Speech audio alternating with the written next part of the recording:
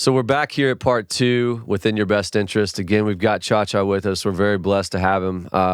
If you listened to part 1, you heard about some of the details and the correlations between lifestyle, fitness, well-being.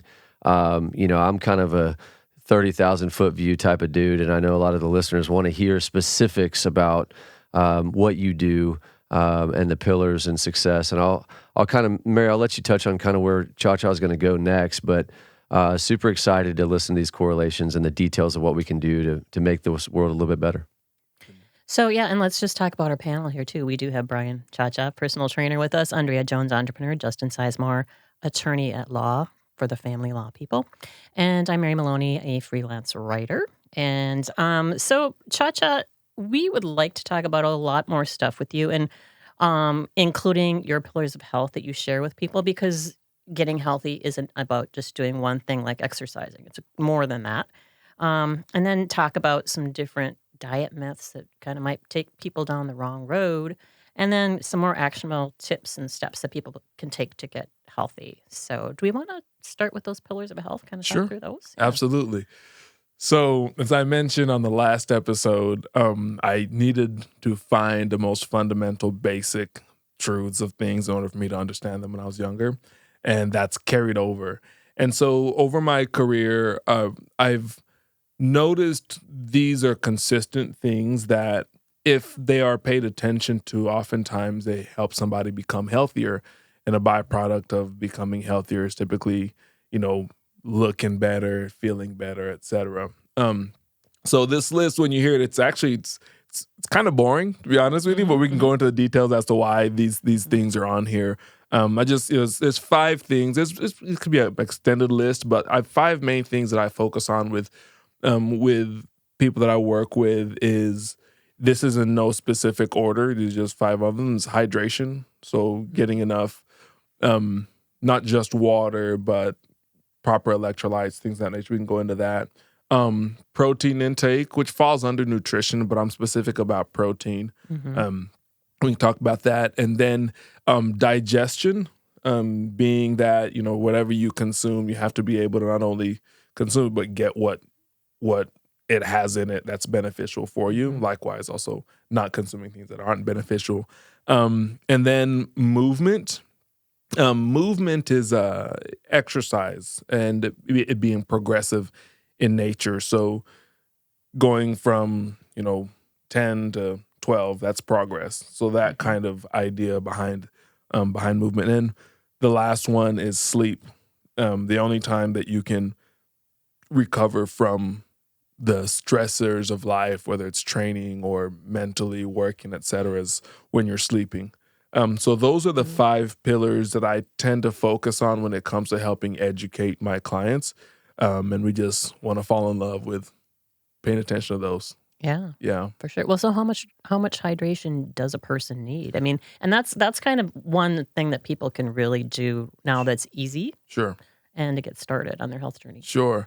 I'm always very cautious to give a specific suggestion. But depending on, there's a lot of factors that go into that. Somebody's weight, their age, what their muscle mass versus fat mass is, the amount of activity that they do. I'll put it like this. Make sure you're drinking enough water to where your urine color is more clear than it is darker. What's more important when I talk about hydration is about the balance of electrolytes. So electrolytes is kind of a fancy way of saying salt and potassium and all these things that help your body your cells to signal properly. And so it basically getting a proper balance of electrolytes coming in from different foods. And then also, you can get like a Gatorade occasionally. I'm not a big fan of Gatorade. It's a great product, but it's just has a lot of sugar in it. They're not sponsoring this. Yeah, okay, yet, cool. so it's fine. Yeah, but just something like that in certain situations where you're depleting a lot of the electrolytes. I actually have this idea where hydration is more so proper electrolyte balance than it is just the quantity of water that you can consume. So is that kind of That makes sense, and Yeah. that's something, as a personal trainer that you Right. speak to people with because, as you said, everybody's different, so they're going to need something different. Right. So, But what would you say? I mean, if somebody has no idea and Right. doesn't know, I don't even know whether, like you said, my pee is clear or not. So Right. where would you start? Man, when it honestly, even though we're not talking about nutrition yet, when it comes to proper hydration, because there's this big fad, right? Everybody's carrying around, not everybody, a lot of people carrying around a gallon of water a day. A gallon of water can be good, but if you are eating Snickers bars and drinking a gallon of water, like that's not a good combo. Do some people need 2 gallons of water? Maybe. So I would more aim towards. I would steer the conversation towards thinking about things that you're consuming, whether it's food, a lot of times fruits and stuff that have electrolytes. It's kind of the big thing for me is So kind of like a moderation approach to consumption of food versus water and everything else, snacks. Yeah, I would say stay hydrated. Yeah. But I would definitely, when it comes to hydration, we know we need to drink water. But if you're not getting nutrients in, you can actually dilute your electrolytes. You can dilute certain things inside your body, which can be detrimental to your health. That's what you've heard of water poisoning. That's how that happens. Is somebody that's completely malnourished, they're not getting enough nutrients in, but they heard I'm supposed to be drinking a gallon of water, and they go and chug it, and then they sit in a sauna. And No, my wife, like her mom would never serve her salt in the Yeah. beginning. And we love you, Mom. yes, But she never served her salts. common. And so she actually had to go to the hospital for depletion. Exactly. And that happens. And that's part of we'll talk about the kind of the myths a little bit. That's part of the challenge that we face now with the amount of information we have. So much out there. Because mama would say, hey, like salt increases blood pressure. I don't want you to have high blood pressure. Therefore, I don't know what her reason was, but a lot of people will take a particular information that is true and so go, I'm never going to have any salt. Yeah, but I'm going to, go to CrossFit and train super hard and wonder why I'm bonking. It's because you need salt. Yeah. So the conversation's more steering towards like electrolyte balance, or at least understanding what's happening at the basic fundamental level. Like we're made up of a bunch of cells, and those cells communicate. In order for them to communicate properly, they need electrolytes to be able to talk. And so when your electrolytes are in balance, they talk better. And when they Can you talk listen to better- your body for that? Or is it a situation where if Oh, you're for going sure. into hardcore, For you sure. need to do some pre-prep? It does take some time to develop a knowledge of yourself, right? But some days you may wake up, I don't know about you're amazing Superman, so it might not be Yeah, the case come for on. you. But most normal people, right? I They'll need wake Jesus up. and compliments, baby. That's all I need. Most people will wake up and there'll be days where they feel a little groggy, right? Or maybe, after a training session, you're tired, but maybe they'll, get there. There's a lot of things that you can develop a sensitivity to. You do need to listen to your body. And then there's the signs, right? Like we mentioned, the color of the urine is one. If your urine is darker than, I don't know what the hues are. I should, but I don't. But if it's dark, chances are your kidneys are having to work extra hard to process out whatever that you're doing. So that's a sign. Mental fogginess, fatigue. What about just to interject on that? What about people that are going through or struggling with addiction issues? That comes up a lot in our business naturally, and in the business world in general. People that are struggling with addiction issues and getting the hydration they need, or getting into the gym in a safe way. Right. Have you had to deal with that at all? Or? Man, one of my best friends gave me the best advice because I asked. I mean, he is a recovered addict. Mm-hmm. And man, we were talking about he's really into health and fitness. And he said, when I asked him, what do I do? I have another friend who was battling this stuff, and he called me, and what do I do, man? Because I have all these ideas that you need to have electrolytes and stuff, but when he calls me, he's not thinking about potassium and pH. Right. You know what I mean? We're taking people as they come. Yeah. Right? It actually, he was like, man, get them cereal and get them milk because they have to get something in there. Mm-hmm. Now, addiction it's not my world, but when it comes to, we talked about it in the last episode with like serotonin and stuff, or even all of those neurotransmitters, happy transmitters. Man, I from what the little experience that I have, talking to people that are either battling or in the midst is getting something in there to help them depending on where they are. A lot of times when my buddy calls me, he's either on a come down or he's way up there. Yeah. And so the diet advice is more so, hey, let's get something better than the toxic stuff that's in you, in there. And So somebody could come to you at any walk of life. Oh, Like, yeah. I send you somebody that's really struggling and they need some effective habits. Yeah. That's what we're trying to do here, right? Yeah. So they need some effective habits and they come in at level 1, maybe level -1. Sure. You still could help them Yeah. through that process, just like you could with somebody that hadn't worked out at all. Man, it's love. Okay. It's love. It's love for me because if they're willing to come in and they're able to, even if you have to hold their hand to come in, it's 100% love. Like what we all need. It's like I don't look down my nose at anybody. Number one, because I'm short. Yeah. But also because I'm nowhere near perfect, and I sense that people just want to be beyond. I mean, people want to be seen. People want to be heard. People want to know that they've messed up, but they're still worthy of being loved. I am not an expert in a lot of things, but I will do my best to love you the way that you do. And I'll be honest with you, whenever you need to just straight up, but I'm Kick in the there backside. for you. Yeah, but I'm there for you. Yeah, I'm there for you. That's gosh, I want that for me, Yeah. Yeah. That's awesome. So how about protein intake? You said that's very important. Okay, so typically this is where, one of the pillars would be nutrition, right? Proper nutrition.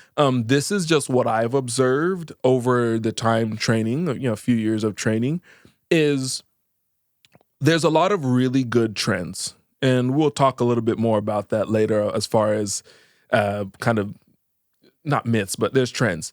And oftentimes when we get information, we'll apply it, especially when it's like promising the particular outcomes that we want. We'll apply that information.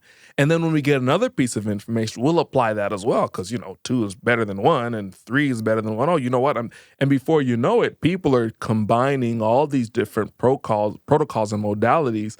And what I've seen is people just end up eating less. And when they end up eating less, they typically don't get enough protein. And so there's a theory out there. It's called the protein leverage theory. It says you basically have a threshold of need for protein for your proper bodily functions. And if you go below that, then your body will start to triage.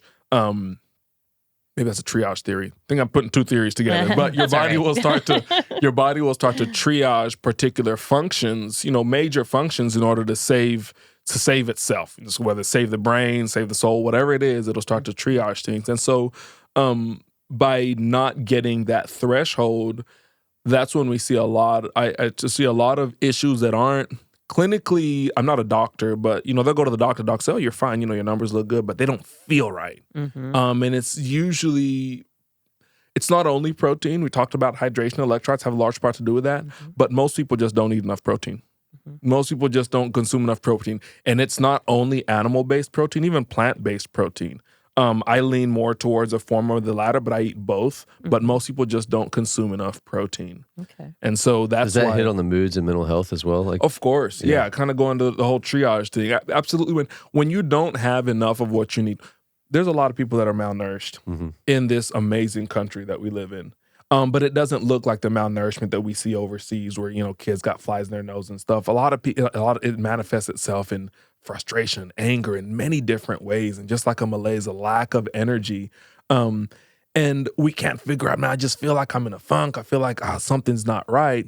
A lot of that is just malnourishment. Yeah. Now it might be. It just might be a little bit of a deficiency in this particular vitamin or that particular, nutrient. But yeah, there's I forgot what you asked me. No, I was just thinking like about the impact on mood swings and because like in our clients, for example, they've got to testify, they've got stress, their cortisol doesn't really have a release if they don't go to the gym and all that. So that's part of the parallel here is like how people get one foot in front of the other. And the mental health based on just diet alone, we've all heard about it, but I was curious how you see those impacts when people have protein specific deficiencies. So I know what we're supposed to do, but I don't really keep count of that the way I probably should. Sure. No, I mean, yeah, you're right. So we'll say this. proteins, amino acids are the building blocks of not just muscle, but of almost all the functions in our body, including our mental functions. There's more stuff involved. There's fat, there's sugars and stuff like that. But yes, when you have an adequate amount of protein, and it doesn't have to be, okay, I got to, make sure I'm eating 300 grams of protein a day. Just getting more protein on your plate. Because what do we replace it with? Yeah. Typically, like we're not eating enough protein. Yeah, we'll have that extra large fries and that salt, and that grease that is fried in. What? Hey, it's lunchtime. Hey, let me tell you something, man. My tummy's over here rumbling. Make some people turn around and shut us off. It does something, right? And so it's there is a man. I'm starting to think about food. Yeah. Ooh. Yeah. There is a correlation between that, eat enough protein. So we got hydration, we got protein. I like going into digestion next, because when you eat those fries, at least I know when I eat them, and I love fries, but I don't feel very good afterwards. Right. And, digestion and your gut and all that stuff is so important to being healthy. Yes. So, where do we start? We said we were going to nerd out, What's the quickest way like somebody could get like tomorrow the best gut health in your mind? Oof, man, that's an unfair question, brother, because it depends on how unhealthy they are. Okay. Right? There's a number of different things that take place where whether it's the bugs, the microbiome, or there's have you heard the term leaky gut? Yeah, so basically where if you think of your gut, so let's just say stomach, just keep it simple, as like a barrier between the inside where all the organs and stuff are and the outside where everything that comes in.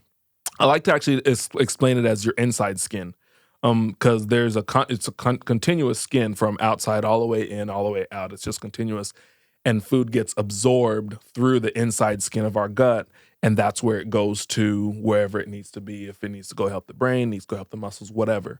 And so sometimes you'll get this barrier where it kind of gets broken up a little bit or a lot of it, depending on the degree, and then it won't filter things out as well. And so it'll let in things that are either not completely digested, or it'll just let in toxins, and those things will go to the brain and they'll go to the heart and they'll go to these places and cause damage. Is it like a food consistency, like a heavier food thing, or is it just totally dependent on your body? It's such a broad spectrum of things that take place when it comes to bad gut health. So, okay, veggies. Eating vegetables, a variety of vegetables, different starches, like, rice and potatoes. That's right, potatoes. Oh my gosh. And of course, different vegetables, dark leafy greens, cruciferous, all sorts. Those are the fodder for these good gut bugs. So if there's something, it's not going to happen next day, but if there's something that I would advise people to do if they want to improve their digestion, is start consuming more vegetables and fruits. Yes, what about the sugar in there? That's a whole different conversation, because if you have bad gut health, you're not watching your sugar. You know what I mean? Like you're eating all the sugars. Oh, what about the sugar and fruit? Yeah, I'd rather you eat fruit than Snickers bars. A bunch of Snickers bars, because I like Snickers bars. That's why they keep coming up. Me too. Yeah. Right? It's my favorite. They're so good. Yeah. So I would say starting to consume the food for the bacteria, right? The good bacteria would be a place to start. Okay. It's not going to happen overnight, especially. What happens if you miss a day or something? You get off. You're fine. Okay. It's what about the probiotics? So it's kind of the same idea, right? So I take probiotics. I recommend them. Here's the reality: those are almost like think of it as like a vitamin for your gut. Right? Where it's like, hey, I need to get these good strains of bacteria in my gut, so I'm going to take a probiotic. If you consistently have to keep taking probiotics, that means that your digestive system, your gut is not sustaining the probiotics, just to get to the numbers a little bit. Some of these are like 5 million colony forming units. A colony it builds. Sounds like a lot. It's a lot, right? So 5 million of these things that build colonies, I'm taking these every day, and yet I have to keep replenishing them. that's good, but if you're not feeding the good bugs, then like a lot of people taking probiotics because they'll have gut problems because their nutrition is off. And I remember you told me always to eat more greens. And where I'm from in Germany, we don't really eat greens. We eat peas, but that's not really greens. So, and then I had to start doing this. And the amazing thing that you explained to me, I can't repeat what you said, but I have Hashimoto's. I have gluten intolerance. And ever since I've been eating more vegetables, gluten intolerance is not there anymore. Right. I mean, it's still there, but it's not as bad. And before, here in the States, eat a piece of bread or eat French fries, I have stomachache. Ever since I eat a lot of vegetables and green and all the stuff you told me to eat, now I don't have that issue anymore, which is amazing to me because the leaky gut and the gut healed itself. Yeah. And now all of a sudden I can eat those things without having issues. Yeah, you know what? Let's just talk real quick about the second brain, as they call it. It really is kind of the first brain. And here's why I say that, because it's the first thing that we contact. The first thing that food or nutrients come in contact with is our gut, right? And there are a lot of receptors, neurotransmitter receptors that are in our gut. So a lot of our moods, like when we get hangry, is a combination of, yes, I need food and like my brain is hungry, but then also like these neurotransmitters aren't getting fed. So having a healthy digestive system improves how these neurotransmitters are being fulfilled and satisfied. And so we have a better sense of satisfaction. That's why after a good meal, I don't know a lot of people that are really angry after Thanksgiving lunch or dinner. You know what I mean? That's true. Like, I think there's those just, whether it's a few moments, like there's a few moments of just complete bliss that everybody has because we have fed all of the bugs and then some. But yeah, When that diet stuff comes into play a lot with parents that are, specifically when you have blended families and the weekend you go over to dad's house and you don't have a very good dietary habit. Yeah. We get that question a lot, which is like, what do we do if he's taking the child or she's taking the child to McDonald's every time for dinner, right? And from a court standpoint, there's not much they can do, but I mean, what you're saying is it's really that gut health at any age is super, super important. It is important. It is important. It's a consistency. I mean, it's also if you send your kid to mom or to dad over a weekend for 2 days and they ate McDonald's, who cares if the other time you eat healthy and that one off is not gonna. And that's what I was going to touch on. Is like if you miss a time, like or somebody just trying to be healthy themselves. If you miss a time, it's not the end of the world, and that's kind of the court's approach, like the way they look at it. So I was curious, how that. I'll speak to this. When it comes to that situation, as challenging as it is, I pray that this is true, that both the parents have the best interests of the child in mind. Yeah. Because if, I'm going to dad's house and it's a fun house, so I get to eat McDonald's, but mommy makes me eat peas and carrots the whole time, if they care about, I know they care. The extent to which they care, it's a conversation between them. It's like, hey, look, I'm not going to tell you how to live your life, but these are the effects that food has on our child, right? Yeah. And we want the best for our child. Maybe there's some situation where we couldn't work things out, but we want to do better for our kids. And so it may be that, hey, I mean, if they want to be stubborn and, okay, well, I'm just going to eat McDonald's because it's a fun thing, kids are adaptable.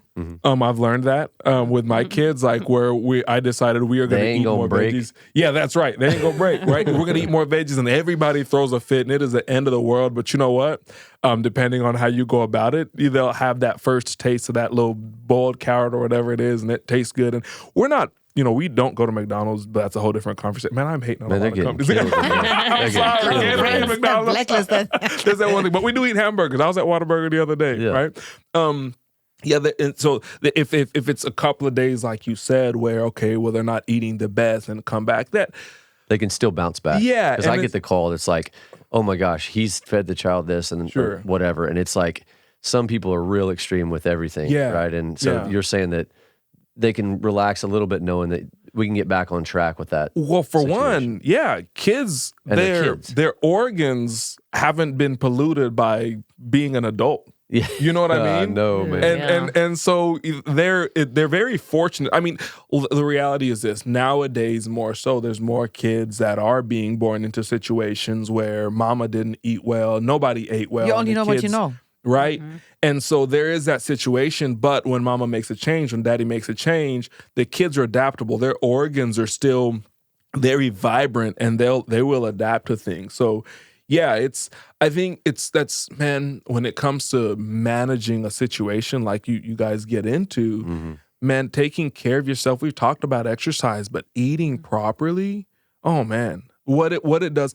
And your kids eat what you eat. Yeah, that's it. Too, And, so. I can say that from my stepdaughter. She was at the other house, didn't eat as healthy as I did. But in me being not telling, but being an example, it rubbed off. And later on in life, she is super healthy, is a trainer, all those things, because she saw it's not the talking, it's the doing. And if you eat healthy, even if the kid goes to the other house, they might just say like, that doesn't taste right, or I don't really like that. Can I have whatever, a plain burger instead of having it in the bread? Kids will figure that out after a while too. No, yeah. Then they like our kids. They're influenced by other kids. When they were little bitty, they would eat everything. Yeah. And now somebody thinks that's not cool. So I mean, it's the same. The same goes with the parents. I think you can train those habits into people, and I love the diversity of answers. That if you are the overbearing or perceived as the overbearing parent that's always down on this diet situation. The other parent may need to bend an ear too, because this stuff matters both directions. Sure. You heard Andrea get healed by it, by what you helped her with, and then the alternative is doing nothing. Right. And so, and just real quick, I will touch on, man, this almost is out of my scope. This is just my observation. Okay.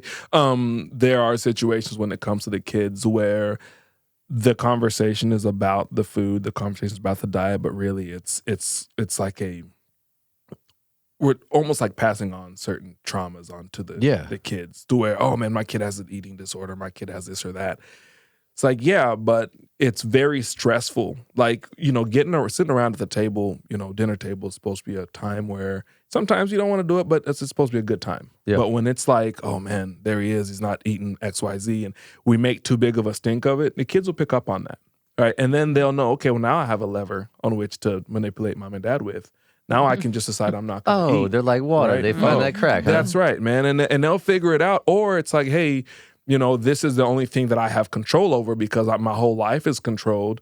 I'm going to, and that's the kind of stuff that we don't want to pass on. Yeah. So when it comes to kids and, even us, like, hey, make better decisions, but, ease up Still on it. live. But one thing that I learned working in the medical field for many years too is the gut also causes illnesses, right? Isn't that like the gut is where a lot of things start? So can you touch on that? We mentioned before, like whenever the barrier is not intact, bad but things. besides leaky gut, I mean, leaky gut is one, of course, but there's other illnesses that start. I mean, I had meningitis when I was a kid, and they said the bacteria, whatever it was, came from the gut. So there's a lot of illnesses. If your gut is not healthy, you're more likely to get a cold, to get the flu, to get other things because it's not. Sure. Yeah, it compromises all the downstream. I mean, I'm not an expert as far as gastroenterology is concerned, but enterology. But yeah, I mean, the way I think about it just simply is like, that's whatever it lets in is what's going to do the work. Cause some stuff, right? And so if we can do what we can by being responsible with what we consume and how much and how often we consume, right? We didn't touch on alcohol, but we can. That deteriorates a lining quicker than anything. But I digress. I don't want to get in trouble. That's a whole other episode. Remember who you're sitting next to. Right? I know, man. I get in trouble with my clients all the time. I'm ready for it, baby. So Chacha, I know we don't have much time left with you. Justin, can you give me a time check? What time is it? Yeah, we got a few minutes left. We can kind of rip through these last pieces. At least mention them. What are the other pillars? So sleep is the other thing that's incredibly important. Yes. Sleep is very important. Oh, man.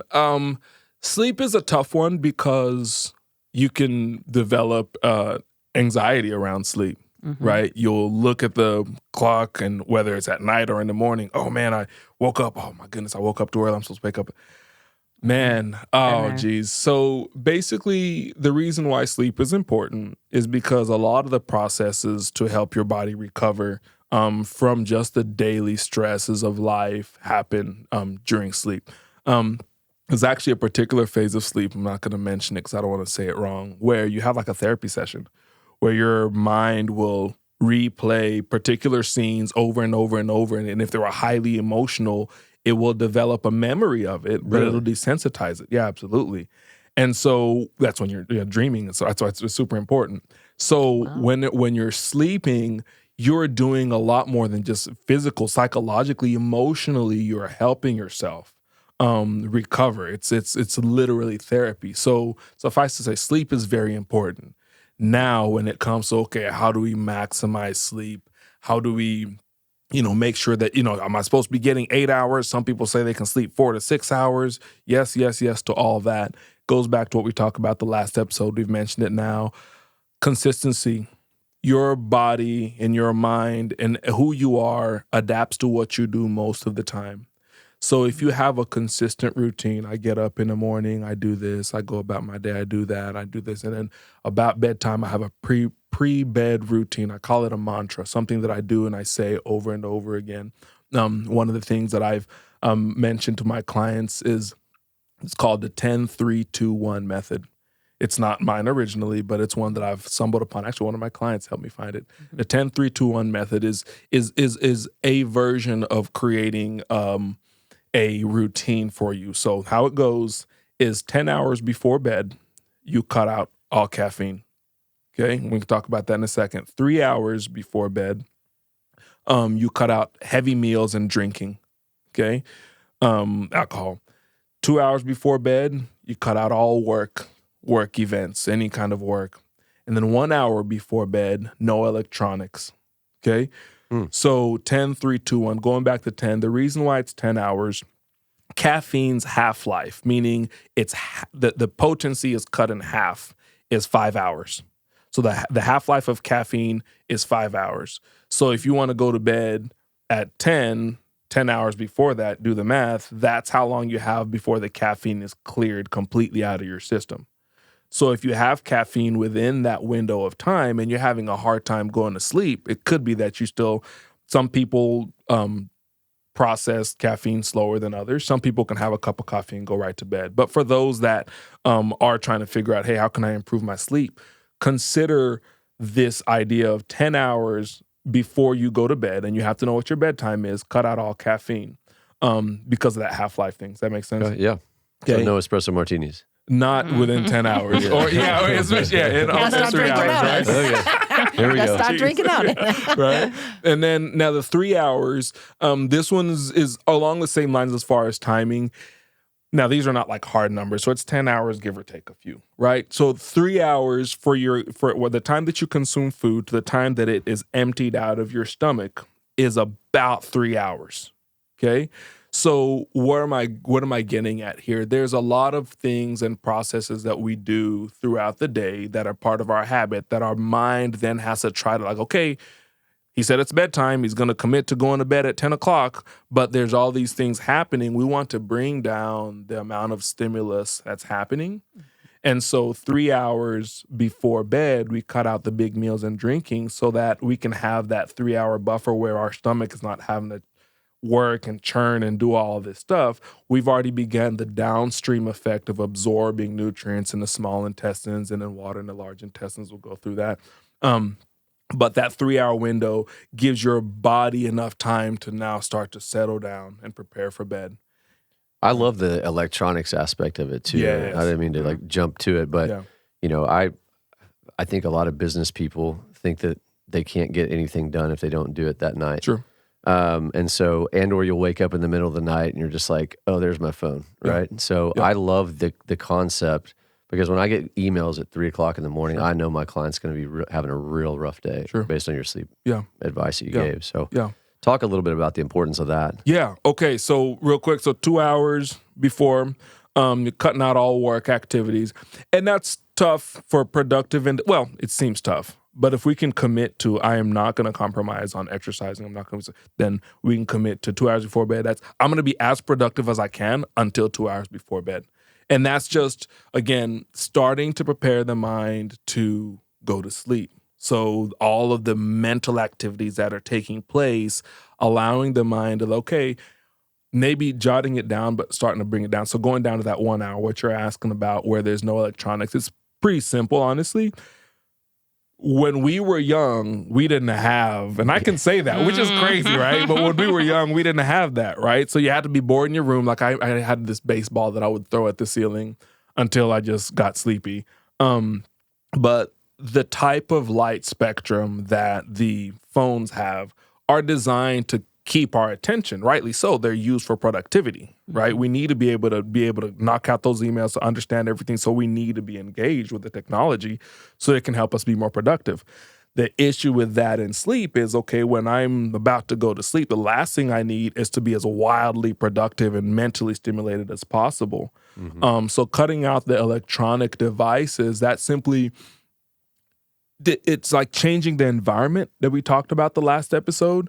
You're changing how your mind perceives this part of the day, right? It's going to that mantra, okay, this part of the day, we usually are scrolling on Yes, you don't feel TikTok. like right when you're going to sleep, this is the time I'm supposed to check my email. Right. You're actually changing your entire You're changing psyche. everything, Okay. right? Because we want that adaptation so that you'll know chemically, you'll know 10 hours out. Okay, by the time that 10-hour bedtime hits, You're gonna that be caffeine's, you're going to be like, oh my gosh, I'm groggy. I don't have any energy. Well, yeah, that's good. That's okay. Go to sleep. Right? Right? And then same thing, 3 hours out, 2 hours out, 1 hour out is creating the conditions to where your body can do what it naturally wants and needs to do. And I think for kids, that's vitally important. I mean, we fought fights at our house to do it and leave the phones downstairs because the kids think they can't, and there's streaks and all this other crap that they have and the kids reaching out. But sleep is better if you remove those, put them in. We have a little jail, like you put your phone in jail. The kids don't sneak down in the middle of the night. It looks like a little box. It's like a little jail.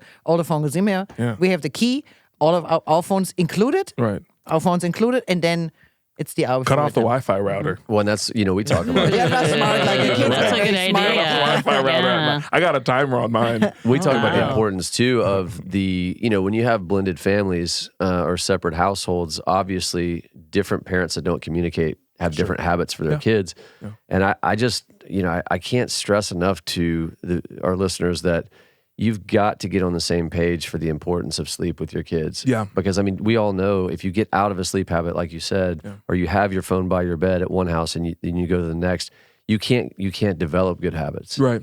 And so I think from a family law standpoint, if parents will bury themselves for a minute and think about what you just said on how important it is for the individuals listening, think about how damn important it is for your kids. Yeah. Yeah. It's all about the kids, right? The cool thing is this, right? Kids, we talked about their organs being good. We've heard of melatonin, right? Everybody's real hot on melatonin. Their production of melatonin as kids is fantastic. When you get into your mid-30s and beyond, it starts to go down. That's why some of us have a hard time sleeping, because our melatonin production is down. And there's ways to solve for that. But what's happening now with what we're talking about here is kids are short-circuiting their natural desires to sleep because they're getting the stimulating effects of the screen. And so they're starting to age their ability to produce melatonin much That's sooner interesting. than they would naturally. Right, so we're kind of short-circuiting. It's we're setting ourselves up for, you get into college age, and that's when no one ever sleeps. You're partying all the time, but that's when we used to. That's when we short-circuit our stuff. But now, the younger kids are getting technology, is we're starting to disrupt that natural rhythm, and so there is a danger in that. I'm not. It's something to definitely think about and consider. Yeah, we don't want to shortchange that melatonin process for sure. Yeah, So among many other things. I mean, the stuff that's happening. Oh, anyway. So, well, let's take a turn to the information overload situation, because there's so much out there about, like you were saying, there's so many different things about protein and whatever. So if you're watching TikTok or Instagram or whatever. So any kind of thoughts on what people should kind of watch out for there? Any myths or anything? Yeah. Trends that you want to talk about? If anything that tells you can have it the next day, you could try it, but yeah, good things luck. take time. Good things take time. It's like your divorce. Yeah. It ain't going to happen the next day. Yeah, it's quick. Yeah. There's so many myths we could go into, but I think the most important thing is for when you start to take responsibility for your health, and you start to pay attention to who you are and how the world and the food and the exercise is actually affecting you, you begin to start debunking a lot of these myths, right? Because when you start to take your health seriously and you start to say, you know what, me and my house, me and my family, we are going to be healthy even though we're going through this hard thing. After a while, you will start seeing, you're always going to get information as far as, this fad or that fad.